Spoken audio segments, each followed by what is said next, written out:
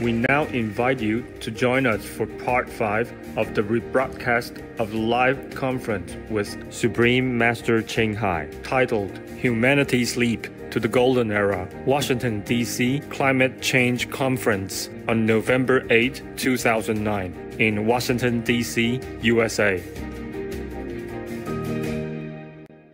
Warning, you might find the content herein disturbing, but the truth must be revealed.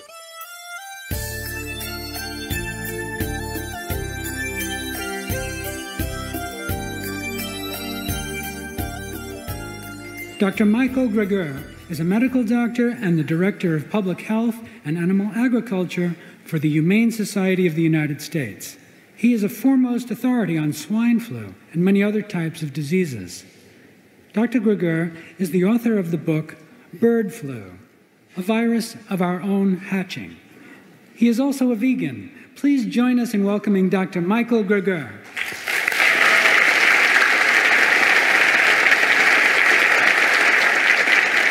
Thank you. Good afternoon. According to the Director General of the World Health Organization, the 3 greatest threats facing humanity, number 1 is the global food crisis. Climate change is number 2, and pandemic influenza is number 3, all of which have to do with our food choices. The current pandemic has killed thousands of people, but in a world in which millions continue to die of diseases like AIDS, tuberculosis, malaria, why is there so much concern about this so-called swine flu? Because apparently the last time a nearly entirely new flu virus jumped species and caused a pandemic, it went on to become the deadliest plague in human history.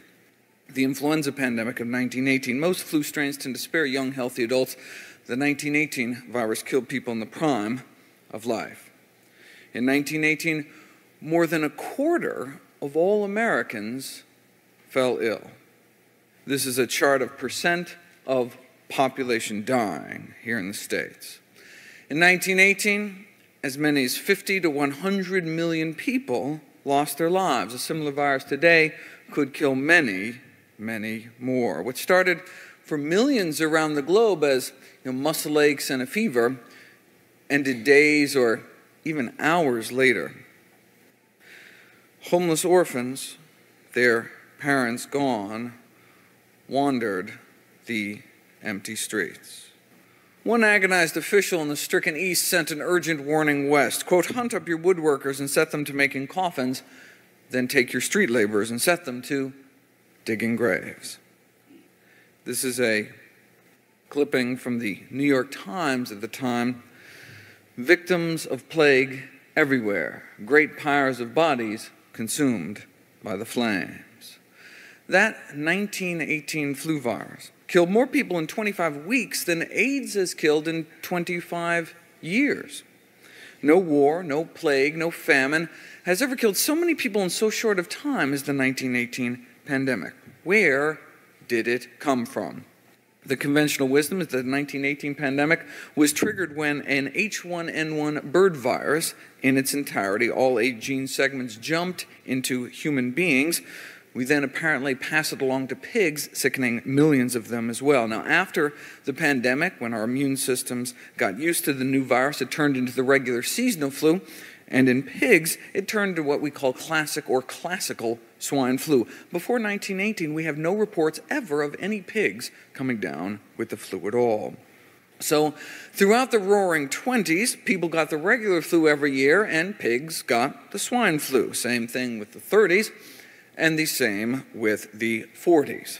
The important thing to notice, though, is that swine flu remained stable throughout, unchanging throughout the 1950s, the 1960s, the 1970s in North America, and stable throughout the 1980s. But then by 1990, everything changed.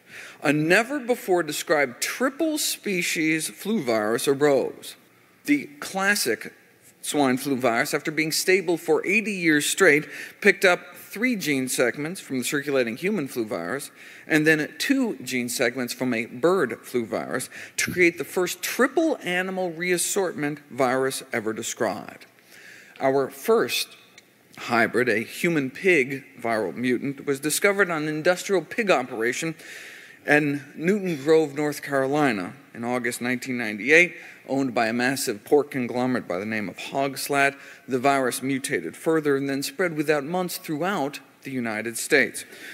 Soon it spread into Canada, and by 2003, the majority of animals tested in industrial pig operations in Mexico also showed evidence of exposure to our triple hybrid strain. We then exported it to Asia, and apparently the favor has been returned. After reshuffling with the classic swine flu, our made in the USA triple reassortment virus picked up 2 gene segments from a Eurasian swine flu lineage to create the flu pandemic of 2009. The primary progenitor, the main ancestor of our current pandemic flu virus, as shown in orange here, is the triple hybrid mutant that emerged and spread throughout factory farms in the United States more than a decade ago. 6 out of the 8 gene segments, 3/4 of our current pandemic virus, straight from our triple hybrid. In this diagram, these data are from the most comprehensive genetic analysis of this virus to date. Now, influenza experts have been warning about this triple hybrid mutant for years, what they call an extremely promiscuous mammalian-adapted virus. Flu scientists used to only worry about Southeast Asia, but given the appearance of that triple hybrid mutant, now we need to look in our own backyard for where the next pandemic may appear, and 6 years later, it indeed did. After 8 decades of stability, what happened in the 1990s that led to these unprecedented changes in swine flu? And the same question with bird flu. No human deaths from avian influenza for 8 decades until 1997, when H5N1 started killing people in Hong Kong. And then H7N7, bird flu, emerged in the Netherlands, which went on to infect 1,000 people and ended up being transmitted efficiently from person to person. Just 2 examples of new bird flu viruses infecting people. Now, in poultry, the number of outbreaks of highly pathogenic, highly disease-causing strains in the first few years of this century has already exceeded the total number of outbreaks recorded for the entire 20th century. As one leading flu scientist told Science, we've gone from a few snowflakes to an avalanche. What has been happening in recent years to trigger these kind of unprecedented changes in both swine and chicken flu viruses? Let's ask the world's leading expert, Dr. Robert Webster, as did the senior correspondent of NewsHour with Jim Lehrer. Was there something qualitatively different about this last decade, made it possible for this disease to do something it's never done before, some kind of changing conditions that suddenly lit a match to the tinder? Webster replied. He says farming practices have changed. He talks about growing up on a farm. He says now we put millions of chickens into a chicken factory next door to a pig factory. And this virus has the opportunity to get into one of these chicken factories and make billions and billions of mutations continuously. And so what we've changed is the way we raise animals. 5 years ago, the world's 3 leading authorities got together for a joint consultation. The World Health Organization, the Food and Agriculture Organization, the United Nations, and the World Organization for Animals Health, the world's leading veterinary authority. And their job was to uncover the key underlying causes of all these new animal-to-human diseases. Number 1 on their list in themes of risk factors was this increasing demand for animal protein the world over. Animals were domesticated 10,000 years ago, but never before like this, especially pigs and poultry. Chickens used to peck around the barnyard, but now chickens raised for meat are typically warehoused in sheds containing tens of thousands of birds. Half of the egg-laying hens on our planet are now confined in what are called battery cages. These small barren wire enclosures extending down long rows in windowless sheds can be up to 1 million birds on a single farm. About half the world's pig population is currently confined in these industrial confinement operations.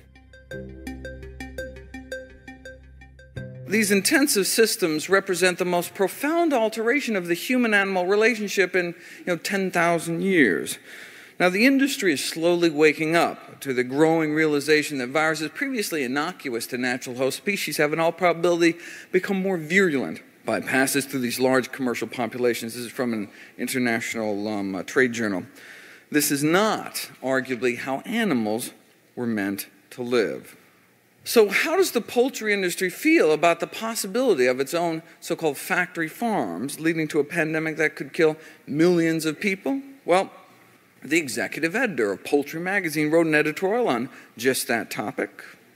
The prospect of a virulent flu to which we have absolutely no resistance is frightening. However, to me, the threat is much greater to the poultry industry. I'm not as worried about the U.S. human population dying from bird flu as I am that there will be no chicken to eat, said the executive editor of Poultry Magazine. There are at least 10 reasons why industrial pork production can present such a breeding ground for disease. The operation in Newton Grove, North Carolina, where the ancestor of the current pandemic virus was first detected, was a breeding facility in which thousands of sows were confined in what are called gestation crates, also known as sow stalls. These are veal crate-like barren metal cages about 2 feet wide. These highly intelligent social creatures basically being kept in a box week after week, month after month for nearly their entire lives. They can develop crippling joint deformities, lameness. I mean, if we did this to a dog, you'd get thrown in jail. Not only can these pregnant pigs not turn around, they can really barely move at all. Now, the rise in stress hormone levels in these so-called crated sows is thought to be because of the interference with natural maternal behaviors like nest building, which they can't do in a cage. And this frustration of maternal behavior has been shown experimentally to result in impaired immunity. Now, the National Livestock and Meat Board defends intensive confinement in a pamphlet called Facts from the Meat Board. Confinement rearing has its precedents. Schools are an example of confinement rearing of children, they say. Not that different from how they described veal crates as being similar to a baby's crib. The fact that the industry feels the need to mislead consumers by conjuring images of classrooms and baby cribs speaks to how far out of step animal agriculture has gone from just, mainstream basic decency towards animals. And interestingly, they know it. As Professor Emeritus of Animal Science wrote in one of his college textbooks, one of the best things modern animal agriculture has going for it is that most people haven't a clue how animals are raised. For modern animal agriculture, the less the consumer knows, the better. What can we do to prevent this kind of thing in the future, which is why we're all here today? The United Nations has urged all governments, local authorities, international agencies need to take a greatly increased role in combating the role of factory farming, which combined with these live bird markets, that can provide, in their words, ideal conditions for the flu virus to spread and mutate into a more dangerous form. These factory farms can be thought of as the original incubators for dangerous strains of the flu. More than 5 years ago, the American Public Health Association, the largest and oldest association of public health professionals in the world, called for a moratorium on factory farming. No more factory farms. In 2007, the Journal of the APHA published an editorial that went beyond just calling for de-intensification of the industry, of the pork and poultry industries. The editorial questioned the prudence of raising so many animals for slaughter in the first place. It is curious that changing the way humans treat animals, most basically ceasing to eat them, or at the very least radically limiting the quantity of them that is eaten, is largely off the radar as a significant preventive measure. But such a change, if sufficiently adopted or enforced, could still reduce the chances of the much-feared influenza pandemic. It would even more likely prevent unknown future diseases that, in the absence of the change, may result from farming animals intensively and killing animals for food. Yet humanity, it goes on to say, doesn't even apparently consider this option. Right?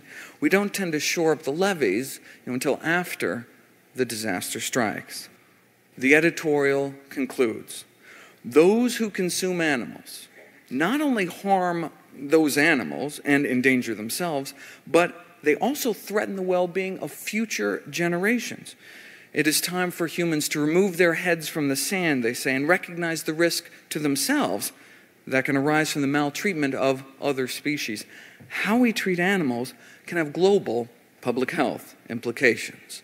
Let me end with a quote from the World Health Organization. The bottom line is that people have to think about how they treat their animals. Basically, the whole relationship between the animal kingdom and the human kingdom is coming under stress. In this age of emerging diseases, we now have billions of curly-tailed and feathered test tubes for viruses to incubate and mutate within billions more spins at pandemic roulette. But along with human culpability comes hope. If changes in human behavior can cause new plagues, well, then changes in human behavior may prevent them in the future. Thank you.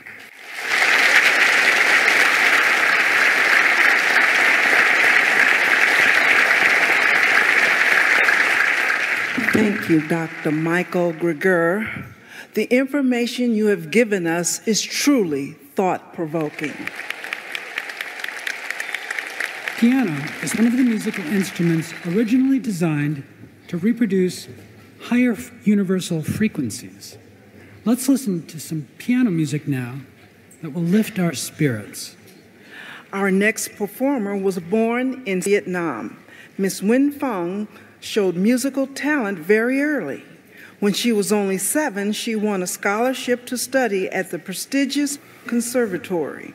She has won 7 gold medals at piano and organ contests and recently became the first Vietnamese student to receive a scholarship to attend Berklee College of Music in Boston. She will be playing My Favorite Things. Please give a warm welcome to Ms. Nguyen Pham.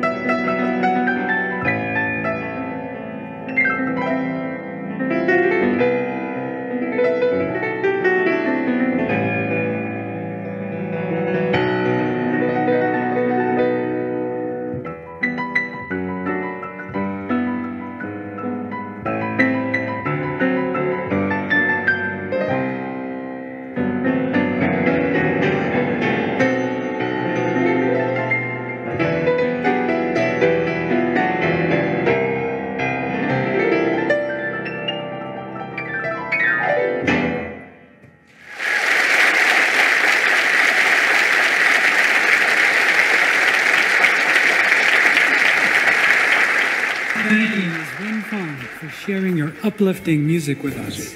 Yes, it was truly uplifting.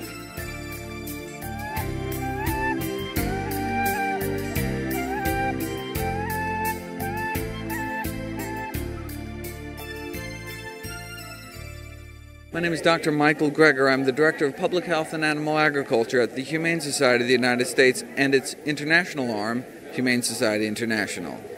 I'm just very pleased to be here, and I'm so glad that this message is getting out there. You know, the World Watch Institute, a prestigious environmental think tank here in the United States, just last month published a report suggesting that the majority of anthropogenic or human-induced greenhouse gas emissions come not from transportation, but from animal agriculture worldwide, suggesting that it would be better for the planet if we all transition to a plant-based diet, even better for the planet than if we got rid of all cars, trucks, and ship combined and moved over to renewable energies.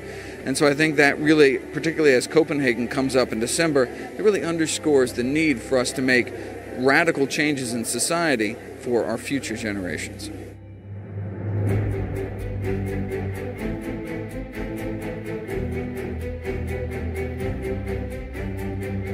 What did you think of today's conference? What kind of impact did it have on you? I loved every minute of it. It's the same message that we've always been speaking about. It's now just a lot more prevalent, I would think, when that's love.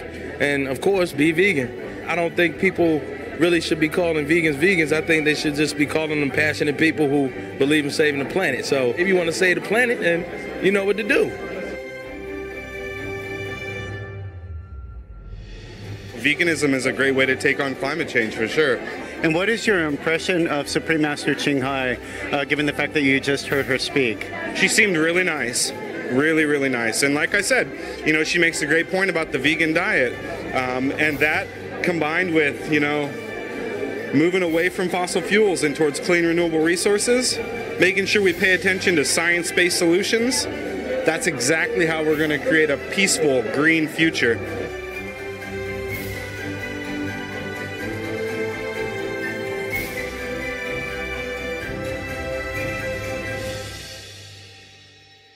All information concerning the scientific evidence of climate change and its solution is in Supreme Master Ching Hai's book, From Crisis to Peace, free for download at crisistopeace.org.